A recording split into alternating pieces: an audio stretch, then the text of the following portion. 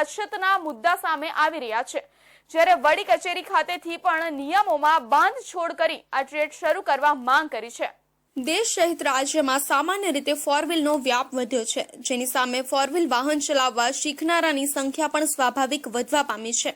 જ્યારે ભાવનગર જિલ્લાની મહિલા આઈટીઆઈ મહુવા, તળાજા અને સિહોર આઈટીઆઈમાં ડ્રાઇવિંગ ટ્રેડ અગાઉ શરૂ કરવામાં આવ્યો હતો અને જ્યાં સારો પ્રતિસાદ પણ મળ્યો હતો, પરંતુ કોરોના રોગચાળાથી ભાવનગરની આ ચારે આઈટીઆઈમાં આ ડ્રાઇવિંગ ટ્રેડ બંધ કરાયો હતો।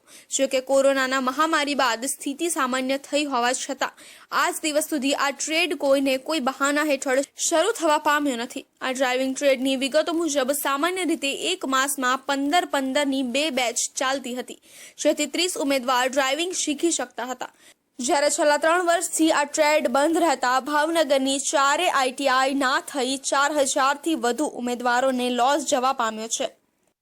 હા, એટલે ડ્રાઇવિંગ સ્કૂલમાં એવું છે કે કોરોના પછી આપણે બંધ રાખવાના ઉપરથી આદેશો આવેલા, ત્યારબાદ મોટર ડ્રાઇવિંગ સ્કૂલનું લાયસન્સ આપણું રિન્યૂ કરાવવાનું હતું, જેની પ્રોસિજર પૂરી થઈ ગયેલી છે।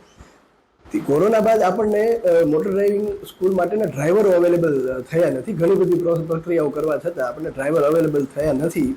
ડ્રાઈવર અવેલેબલ નહીં હોવાને કારણે અત્યારે મોટર ડ્રાઇવિંગ સ્કૂલ બંધ છે। હા, મોટર ડ્રાઇવિંગ માટે ડ્રાઈવરના ક્રાઇટેરિયા એવા છે કે 10 પાસ હોવા જોઈએ અને 5 વસ્તુ એમને એલએમવી નો ડ્રાઈવરનો એમને અનુભવ હોવો જોઈએ।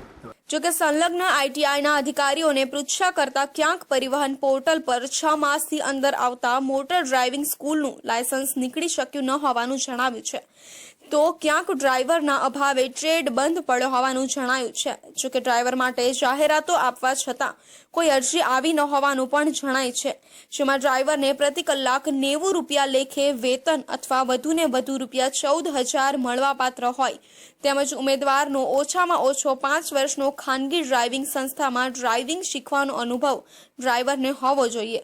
જ્યારે વડી કચેરી દ્વારા નિયમોમાં બાંધછોડ કરાય તો પણ આ ભરતી સરળ બની શકે તેવી પણ એક ચર્ચા છે।